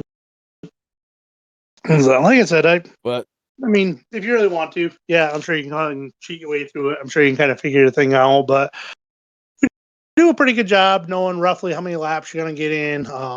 Trevor's really big on to watching the time and kind of being like, all right, we know roughly how many minutes it takes to make a lap. We roughly know how many laps somebody's going to get. So if somebody shows up, I mean, granted, if your team breaks down or one of your trucks break down, you go ahead and clip that guy 3 or 4 or 5, 6 times. That's definitely going to make a big difference. Mhm. However, we got enough kind of guys watching around. I'm usually watching as they come through the hole punching station. There's a hot pit area too to come in, to fix anything or whatnot. And I'm just there to kind of police that to make sure you at least stop for your 10 seconds, no matter what. If you kind of get off course and you get into the pit area, it's, you got to go slow through there. There's people around that area. No matter what, you got to stop for at least 10 seconds before you can go anywhere. Even if you don't need something fixed or need anything done, that's your penalty for being in the hot pit. Is you've got to stop for that 10 seconds.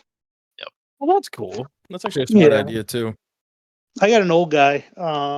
He helps me out quite a bit when we're doing racing things and whatnot. And he races my buggy for the full 2 hours. He's like 20 years old. He used to race Odyssey flat track with those Honda Odyssey back in the day.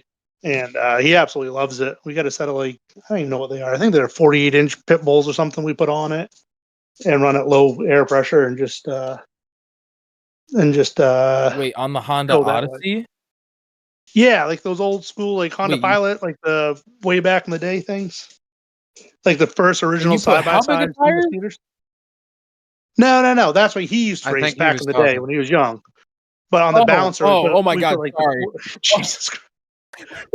You lagged a little bit. Sorry, it was hard to believe. Yeah, no, I'm sorry. I don't think a Honda could turn on one of those damn tires. But So I was no, so we concerned. I'm like, holy shit. no, sorry about that. No, the That's so bouncer's got a good. set of those 48s on it. We just air it down. It's got a set of stons in them, so we just make that thing turn the ORIs way down on it, make it super plush for him, and he just rolls that thing around 2 hours. Never even ran that thing out of gas last year. Holy shit. That sounds fun. Yeah.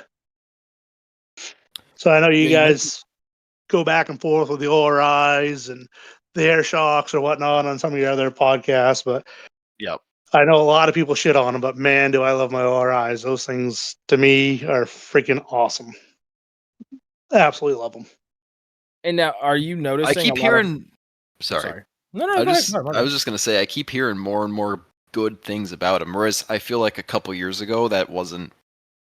It was maybe it's just because we were only listening to Curtis, and he bought like the most poverty ORIs you could have bought, but like used junky ones or something, and they always leaked and had problems. But I don't know. I keep hearing more and more good things about them, and I've just seen them do pretty well. So it's hard to argue with something I like think that. I bought my first set with the STXs like 11 years ago.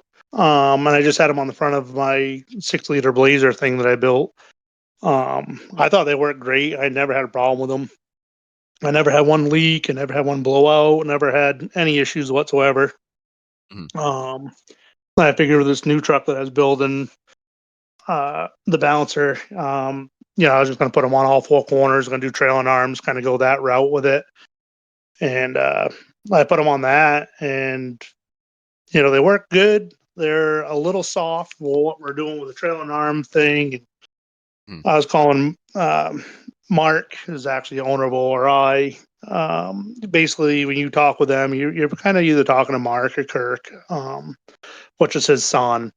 And we're kind of going back and forth, and they're like, "Well, you need to change this, change that." And we worked together quite a bit on it. Got them where I liked them a lot better, and then we did that racing thing with them, and I was like second in points, and I was calling them a little concerned because I couldn't quite get the shaft speed to slow down enough. I was still kind of getting into the bumps pretty hard with them, and they're like, "Oh, we redesigned them. Like you need to try this. Like send them back here, and we're gonna go ahead and do this." And I was like, I really don't want the new redesigned whatever in them. I'm up there in points. I can deal with them for the rest of the season. And they're like, nope, send them back, send them back. I'm telling you, they're going to be way better. So I sent them back on my dime, which was not super cheap sending back 4 struts, trying to get them out and back fairly quick. And they came back and absolutely sucked. Like, they were like, put 4 bricks on my damn truck. Oh. And oh my God, I was so mad. We do like a little exhibition thing at the fairs. We grab a bunch of concrete, this, that, the other thing, tires, telephone poles, whatever. We do like a little rock crawl exhibition. And we're doing one of those that day. When I got them back, I slapped them on, and I was just like, these things suck. And I called them, and I was like, hey. And they were actually testing their King of the Hammer car with the same setup they put in mine, and they're like, yeah, we fucked up. And I was like, oh, well, that's fun. Glad you guys know you fucked up. They're like, yeah, we put too much oil in the struts. Like, sorry about that.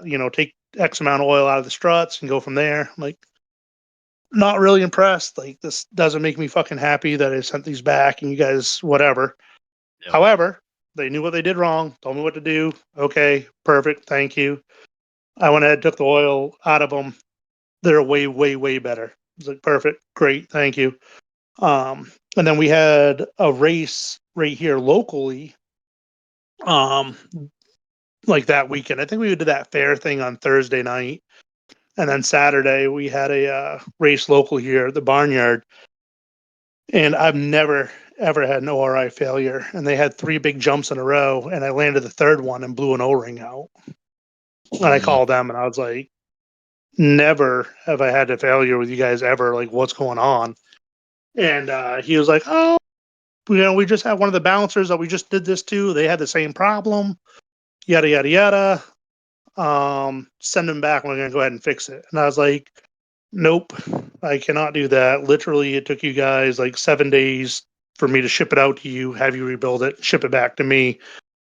I've got to leave in 7 days to go racing at the next race. So, is there any possibility if somebody could fly out to me and rebuild this thing? And Mark was like, "Yep. Let me give you a call back in a few hours." And he called me back in a few hours and was like, "Yep, I'll have my son there Wednesday." They went ahead and shipped me a bunch of rebuild kits, some oils, this, that, the other thing. Picked the son up at the airport, and we worked on those things for like 4 days straight. I kept blowing it out on their new design. I was stretching the oil when I was jumping, because you can stretch oil apparently, but you can't compress it. And it was actually building so much of a hydro hammer that it was stretching the inner part of the steel and was creating a little gap and pushing the O-ring out of it. So Damn. it was crazy to see. He'd call his dad and be like, "Hey, Dad, this is the problem.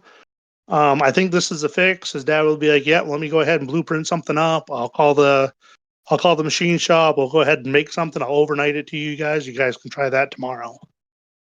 So they do that. No shit. Whatever. That's cool. Yeah, it was so cool. And whatever they tried, they're like, "Okay, so that didn't work."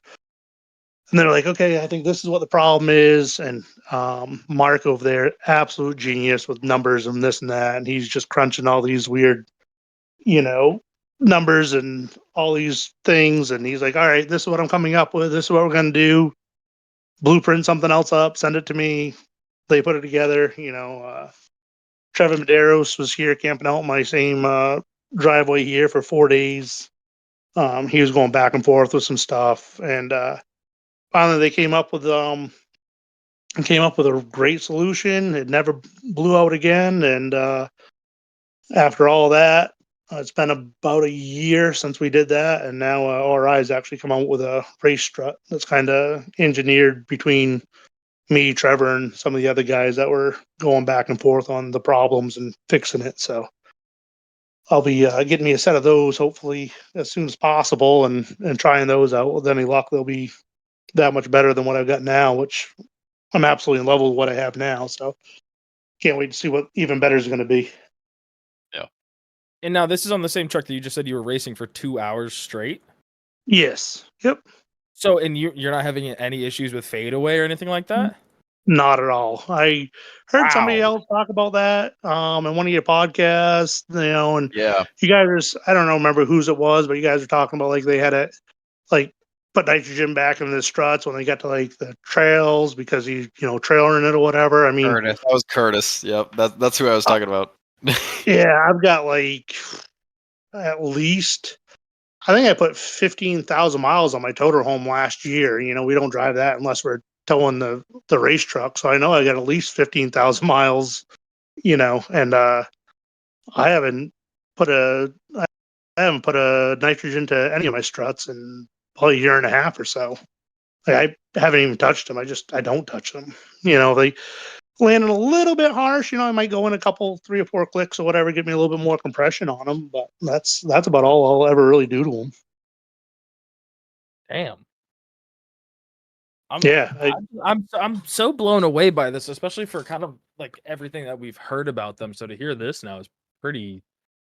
That's just crazy. Yeah, to me. everybody's got a different it. opinion or different experiences. It's not always the same for everyone. yeah. I just I've heard the horror stories. I've read the horror story. One of the big things is when I first got them was, they're not made to jump. There's a motocross track up to Groveton, and they've got a pretty crazy double over there. I know you guys are big into motocross racing. I don't know if you guys race at Groveton, New Hampshire or not. What's the name? What's the name of the town? Or pardon me, is that the name of the town? It's Groveton, New Hampshire. I think that's Riverside Speedway. I'm not too sure. I don't recognize that name. But they, Siemens and all that. I swallowed my balls one day, and I hit their double with with that. Cam hit it the year before, and I was like, hey, like, pretty nerve wracking and not quite sure I want to hit that. Like, how do I want to hit this? And he's like, third gear, just hit it. I was like, really? And he was like, yep. I'm like, I feel like that's a little bit too fast. And he's like, nope, that's how I hit it. I was like, So the okay. crazy thing to me is that you trusted it when you have different suspension geometry, different suspension in general, and you just sent it when like that thing could have bucked weird. That is mind blowing to me. That like, granted, I guess if you know that your own rig jumps pretty flat, then She doesn't. oh my god, that's so. When you just heavy on throttle to keep it leveled out in air, like how are you maintaining? So I've got a winter shifter in it, which I don't know if you guys have used one or not, but it kind of goes through the gates. You know, you come down one gear, over, pull down again type deal. It's a reverse valve body. So, you know, I start first gear, second gear, third gear through a turbo 400. Normally when I make the shift, I'll slap it over and be ready to pull down on the next one. So I lined up for that and I hammered it in second and it went all over the rev limiter. And I went to grab third and I hadn't slid it over in the gate yet.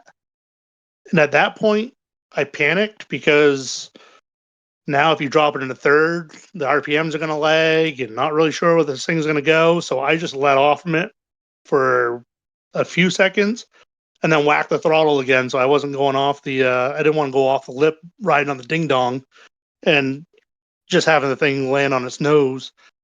Yeah. And when I left that lip, I was just like, too fast, way too fast. Holy shit, way too fast. I was going way too fast. I overshot the landing and overshot the corner by about 10 foot. However, I wasn't going to let that slow me down. And I just cranked the wheel to try to make the corner anyways and ended up in a pretty cool barrel roll for 3 or 4 flips. And that was a good time. But long story short, I'm very happy I did not grab third gear. I would still be flying to this day. I'm pretty positive.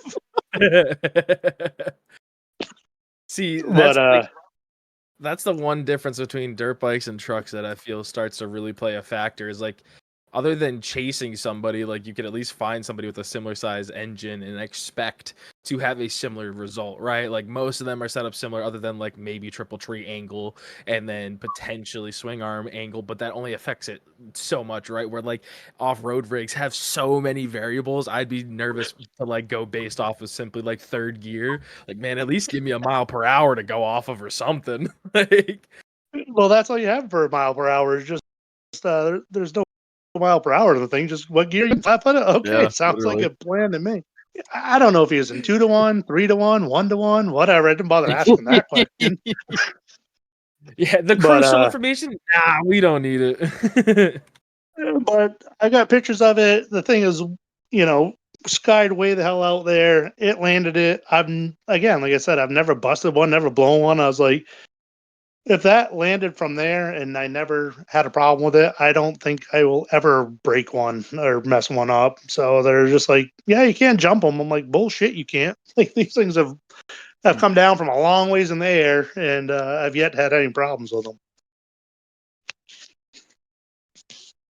So, I'm still sold on my coilovers, but that is good to hear that they've gotten some improvements out of them. I remember they used to be like kind of on the stiff side, or slower reacting might be a better way to put it. I guess that would be stiff, but yeah. I think a lot of people don't actually understand how they really work to actually be able to fine tune them, and it took me a while to realize too. You know, just exactly what you're trying to do. You know, because I don't know how familiar you guys are with them, but it's a hollow shaft, and basically the bottom valve they have on it is basically a spring rate, which holds the two eyelets of the shock together. If that makes sense to you guys. Mhm. And then your upper chamber puts the air on the top, and that's what separates the two eyelets to give you whatever ride height you need to be at. Mm-hmm. So if it's too soft, you just put more air, you know, it sucks. So you have to drain all of it back down, get it back down the bump stops, put more nitrogen in the bottom, and then start over again. But I'll tell you right now, it's way easier to change the spring rate doing it that way than it is pull part of coil over and change out another spring and do that until you finally find out exactly where you got to be at. In my eyes. That is super cool, and after hearing that you don't get much fade away, like that's actually, it definitely raises the eyebrows, right? Like I feel like that's what everyone kind of, well, other than the fact of like the ease of tunability with a coilover. Yeah, it may take more time, but I feel like it's a lot more well known how to do it. So I feel like that unknown that people are nervous about, and then the price point too, definitely takes a factor. Now, are you running limit straps on your race rig, or are you trusting that the limit straps within the ORIs are going to actually hold everything? Yeah, I don't run any limit straps. You have, so you're just what? Wow. Okay, that's crazy to me. And then, are you running external bumps? I am running external bumps. They say you don't need them. Yeah, I've heard Use that. them but I just wear so much. I try to slow down a little bit. I don't even know if that would really, I got external bumps and those aren't really helping me out a ton. They definitely help me out a little bit, but I still get into them from time to time. So, but I've jumped them a lot before putting external bumps on them and never had an issue with and it them. was.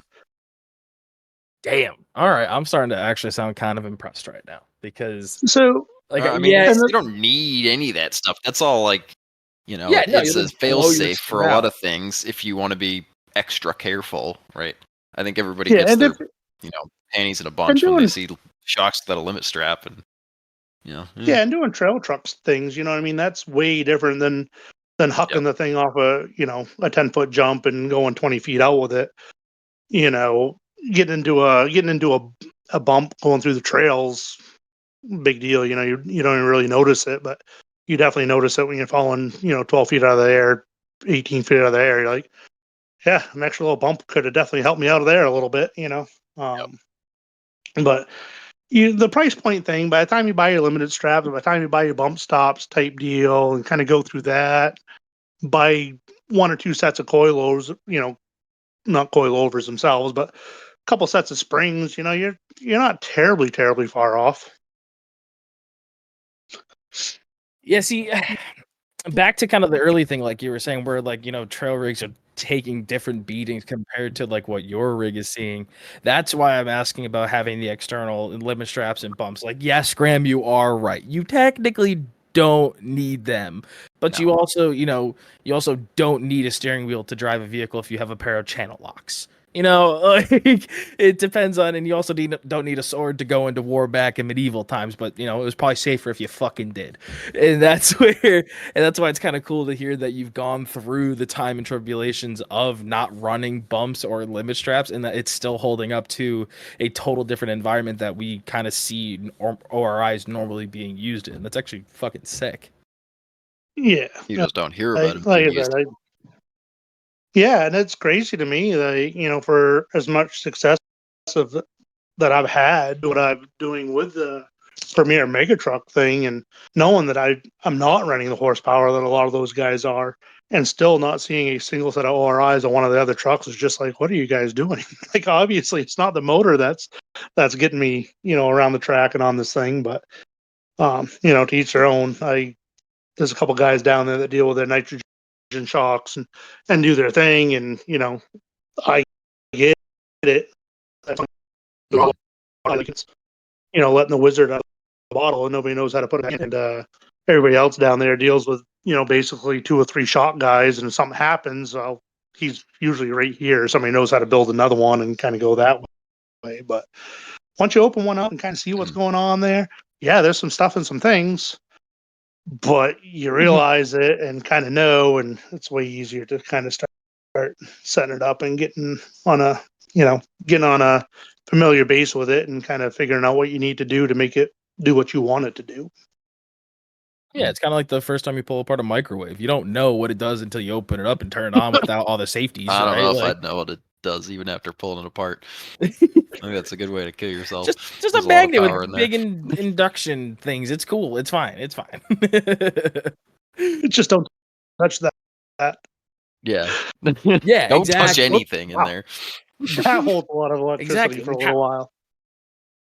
Yeah, or it's like the first time you play with a ballast on a light. Like you don't realize that it goes in 120, but comes out some fucking crazy ass number until all of a sudden you get shocked and you're like, that sizzled a little bit harder than normal. What the fuck? It's just all a learning process. It's great. Yeah. But well, fuck yeah, man. All right, boys, we're kind of coming to a spot where we feel like we've talked about a lot of different things with this. Do we got any more final thoughts as we're closing on up?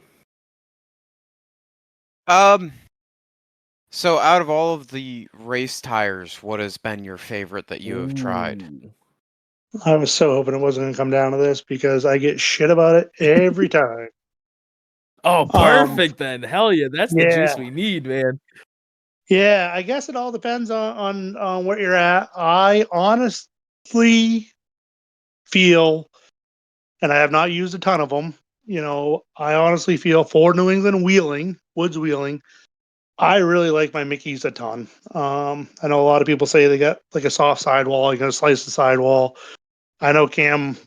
I deal with him a lot just because he wheels pretty hard and kind of have a similar driving style and whatnot. He was like, I definitely want to go with the Mickeys because you're gonna slice the sidewall. So my first set of stickies were the TSLs. They are rugged. They did work well. Then I bought the Mickeys. I think I'm a little bit more cautious of what's going on around me, and I'm not slamming a sidewall into a rock at Mach 10, with all the weight behind the rig to blow out a sidewall. So I feel like the Mickey's definitely grab better, definitely clean the soil better, definitely work in New England a little bit better. I have not tried a USD. I got one guy here that's got the USD, and he just dick swings about those things every freaking chance he can. But he's also running a 7,500-pound fucking Cherokee something or other. But man, he dick swings hard on those things. And then for the mud, I absolutely love a nice tall skinny bogger like the 42.5s are my jam when it comes to a DOT mud tire. I respect it. The who was it? It wasn't Dave Schaller. That Comanche that was running around on the 42 boggers for a while around 2018 in New England. That rig was always cool as fuck to look at and watch work. I think it ended up on the I think I rock raced FTR. against him was the blue one, right? It was green, and if I remember right, at one point it might have been amber. Yes. Okay. Yeah, I remember exactly who's. Yes, I remember that rig. I don't know why I cannot think of the name that goes with it right now. But yes, it did start off like that burnt orange color, and then it went to like lime green with I think red, black racing stripes on it. Yeah, that rig was cool. I really liked it in the amber. But that's just me being a Cherokee gay. The Cherokee, what? It happens. Gay. Good. Oh, I thought, yeah, it's part of the territory, right? You just get used to it.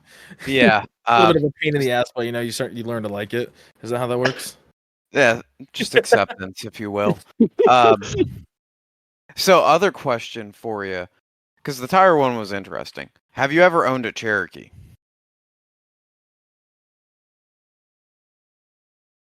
I don't think so. Pretty positive I haven't. That might be the first person ever on here that's never owned a Cherokee. No, we've So- got to have had someone who's owned a Cherokee prior. Never owned a Cherokee prior. So as I had said, I started at an off-road shop, and it was Toyota or Jeep, right? That was the only way it was going to be. Pretty much everybody I worked with was all Jeep. A few of the guys we wheeled with were all Toyota. So my deal was I was definitely not going to have either one of those. and that's why I went with the S10 Blazer and started building that. I'm one of those guys. I don't like doing anything anybody else has done. I like doing something different. Being different for and different sake. yeah. Yes. So I just got to be different. That's all. Yep. I just, one of the guys, they come up. All Wheels used to be right here in Lewiston. Great little place to go wheeling, and then of course the city shut it down because they'd much rather have people doing meth in the friggin' parks than they would out would spending money and not having them enough to do drugs and shit because we spent it all on off-road rigs. But whatever.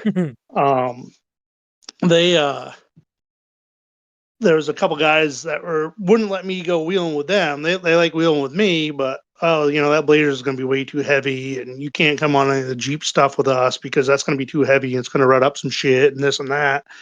Where half of the Jeeps that were wheeling with us, Ford 9-inch in the rears or 1 tons and small block Chevys and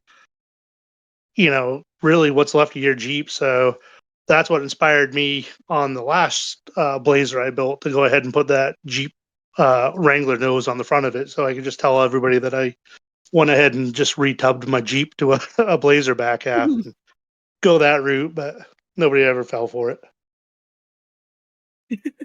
Sounds sick though. Yeah, I like just messing around with people, whatever. What is it? Fuck them if they can't take a joke. So now I want to ask this because I was thinking about this earlier. You mentioned that you've done all these different, let's call it dispositions of wheeling, right, with your rigs. Is there something that you're excited to try out next with yours?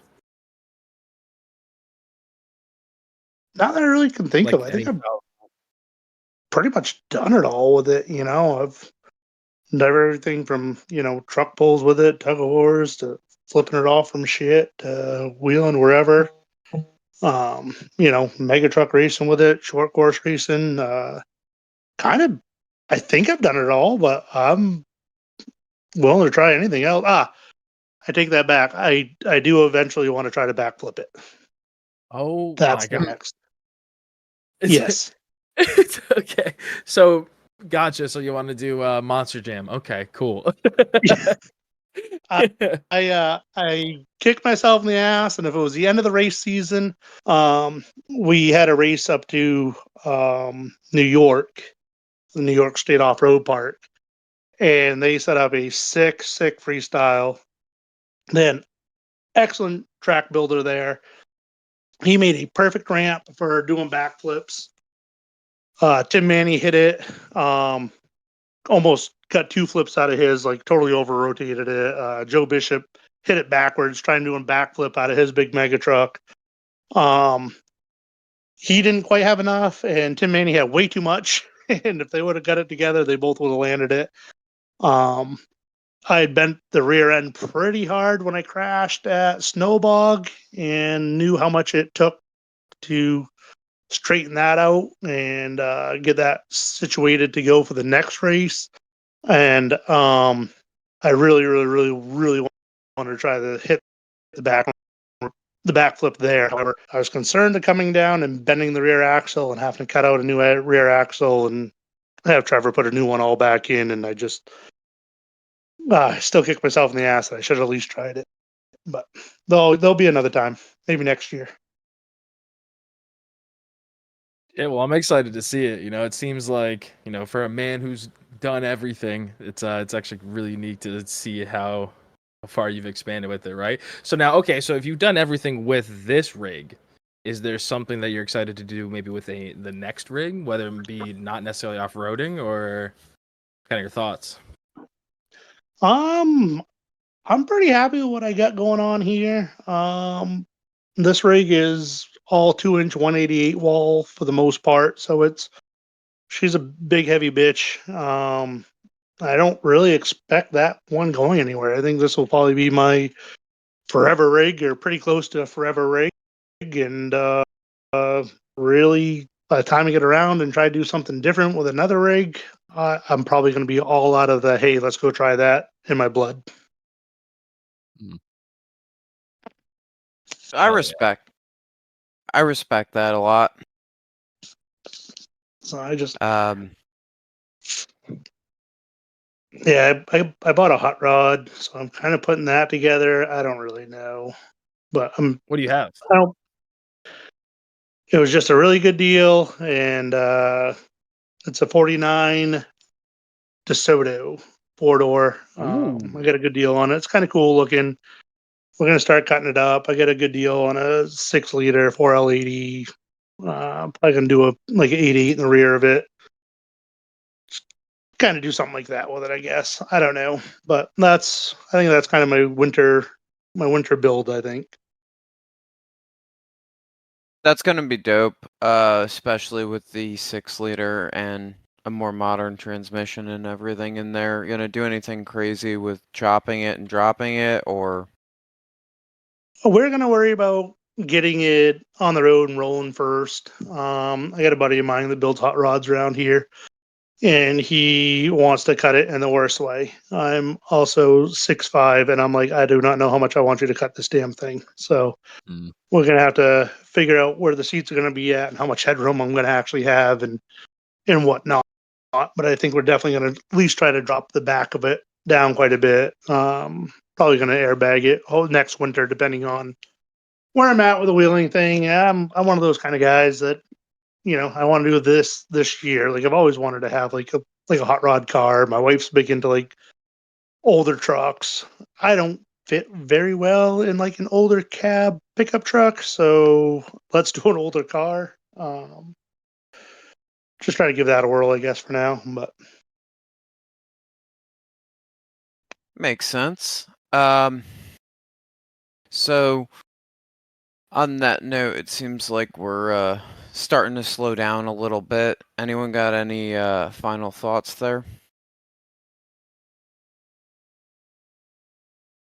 No, I don't think so. I think we covered quite a bit. Yeah. Yeah, quite a fucking bit. Um, all over the place. Yeah.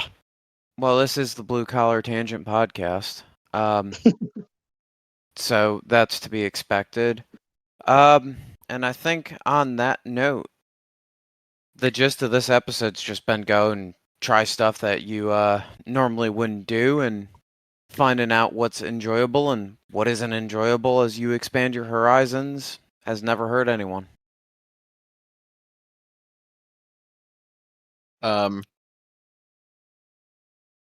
Crawler Off Road, BCOP, 10% off. Yeah, get that shit. Recovery gear is good. Yeah.